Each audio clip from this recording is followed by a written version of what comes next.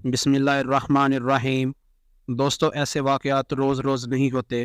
خدا کبھی کبھار عبرت کے لیے صاحبان تقویٰ کے ذریعے عام انسانوں کے ذہن کو ہلانے کے لیے ایسے واقعات دکھا دیتا ہے۔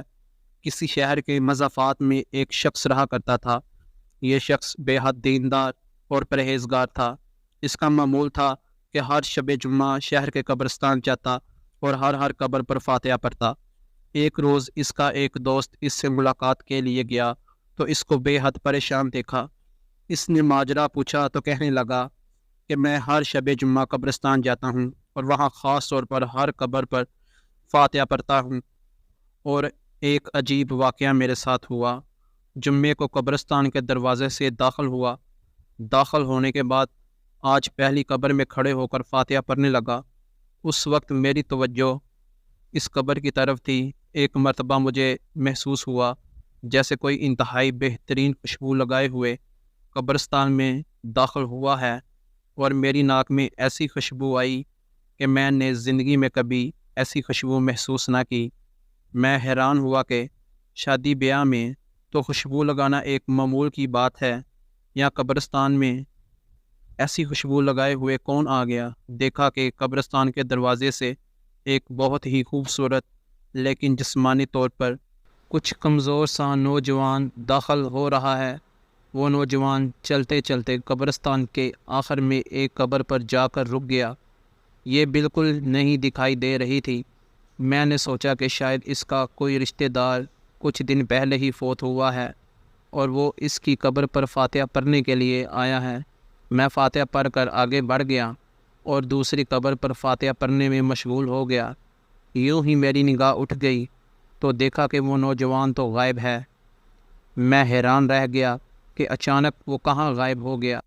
قبرستان کا ایک ہی دروازہ ہے اور اس کی دیواریں بھی اونچی ہیں، اور میں دروازے کے بالکل قریب تھا۔ جب آتے وقت نظر آیا ہے تو جاتے ہوئے بھی مجھے اس کا علم ہوتا۔ میری سمجھ میں کچھ نہیں آ رہا تھا۔ بہرحال میں اپنے کام میں مشغول ہو گیا اور دوسری قبروں پر فاتحہ پڑھنے لگا کہ مجھے ایک بہت ہی ناگوار سی بدبو کا احساس ہوا۔ جلدی سے میں نے آنکھیں کھول کر دیکھا تو قبرستان کے دروازے سے ایک بہت ہی خوفناک سا کتا داخل ہو رہا تھا، اور وہ بدبو اس کے سارے جسم سے اٹھتی ہوئی محسوس ہو رہی تھی۔ اگر وہ عام سا کتا ہوتا تو میں اسے مار کر بھگا دیتا، لیکن اس کی شکل دیکھ کر ہی ڈر لگ رہا تھا۔ وہ قبروں کے درمیان سے آگے بڑھتا ہوا اس نئی قبر کے سامنے جا کر رک گیا جس میں تھوڑی دیر پہلے وہ خوبصورت سا نوجوان کھڑا ہوا تھا۔ میں نے اس پر سے نظر ہٹائی اور ڈرتے دل کے ساتھ فاتحہ پڑھنے میں مصروف ہو گیا۔ جب اگلی قبر پر فاتحہ پڑھنے کے لیے قدم اٹھانے کا ارادہ کیا تو دیکھا کہ وہ کتا بھی وہاں سے غائب تھا۔ اب تو میری حیرانی پریشانی میں مزید اضافہ ہو گیا۔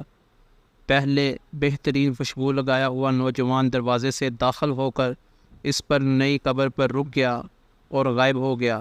اب وہ انتہائی ناگوار کتا بھی اسی قبر پر گیا اور غائب ہو گیا۔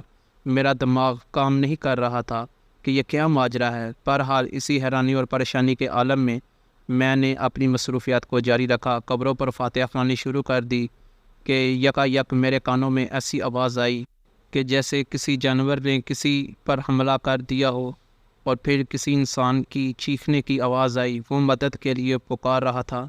ہائے مجھے بچاؤ، میری مدد کرو۔ میں حیران ہو کر سوچ رہا تھا کہ وہ آواز کہاں سے آ رہی ہے۔ پھر مجھے اندازہ ہوا کہ یہ آواز وہیں سے آ رہی ہے جہاں پہلے ایک نوجوان کھڑا ہوا تھا، اور پھر بعد میں ایک کتا بھی اس قبر پر آ کر کھڑا ہو گیا تھا۔ دونوں وہیں سے غائب بھی ہو گئے تھے۔ میں گھبرا کر اس قبر کی طرف دیکھنے لگا کہ اچانک اس قبر کے اندر سے ایک نوجوان باہر آتا ہوا دکھائی دیا، تو میں نے پہچان لیا کہ یہ تو وہی نوجوان ہے جو کچھ دیر پہلے ہی اس قبر پر جا کر کھڑا ہوا تھا۔ اب وہ بہت آہستہ آہستہ زخمی ٹانگ کے سہارے چل رہا تھا۔ وہ اس حال میں دکھائی دیا کہ اس کا سارا لباس پھٹ چکا تھا اور جگہ جگہ سے جسم کا گوشت نوچا گیا تھا۔ پورے جسم سے خون بہہ رہا تھا۔ میں گھبرا کر اس کی طرف بڑھا کہ شاید اس کو میری عبادت کی ضرورت ہو۔ آگے بڑھ کر میں نے اس کے قریب پہنچ کے اسے سہارا دوں، مگر جیسے ہی میں اس کے قریب پہنچا اس نے مجھ سے کہا کہ مجھ سے دور رہنا، تم میری مدد نہیں کر سکتے۔ میں نے حیران ہو کر کہا کہ بتلاؤ تو صحیح کہ یہ تمہاری حالت کیسے ہوئی، تم قبر میں گئے کیسے اور نکلے کیسے؟ اس نے جواب دیا کہ یہ خدا کا راز ہے، لیکن تمہارا مقام خدا کی نظر میں اتنا بلند ہے، اس لیے میں تمہیں بتا سکتا ہوں۔ اس نوجوان نے کہا کہ پہچانتے ہو کہ یہ قبر کس کی ہے؟ میں نے کہا نہیں، بس اتنا معلوم ہے کہ شاید میرے شہر کا رہنے والا کوئی ہے۔ اس نے کہا ہاں، یہ اس نوجوان کی قبر ہے جس کا آج انتقال ہوا ہے، اور ابھی تھوڑی دیر کے بعد اس پر قبر کی پہلی رات گزرنے والی ہے۔ میں اس مرنے والے نوجوان کے نیک اعمال ہوں۔ ساری زندگی اس نوجوان نے جو نیک اعمال انجام دیے، آج خدا نے مجھے اس طرح مجسم کر کے بھیجا ہے کہ میں اس نوجوان کی مدد کروں، اور وہ خطرناک اور خوفناک کتا اس کے برے اعمال ہیں۔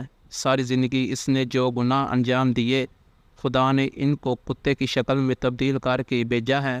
پہلے میں اس مرنے والے کے قریب پہنچ گیا تاکہ اس پر کہیں سے کوئی عذاب آئے تو میں اس کا مقابلہ کروں اور اس کا بچاؤ کروں، مگر افسوس کہ اس مرنے والے نے غلطی کی، مجھے کمزور کر دیا اور کتے کو طاقتور ہونے سے نہ روک سکا، یعنی نیکیاں کم کی اور برائیاں زیادہ کی۔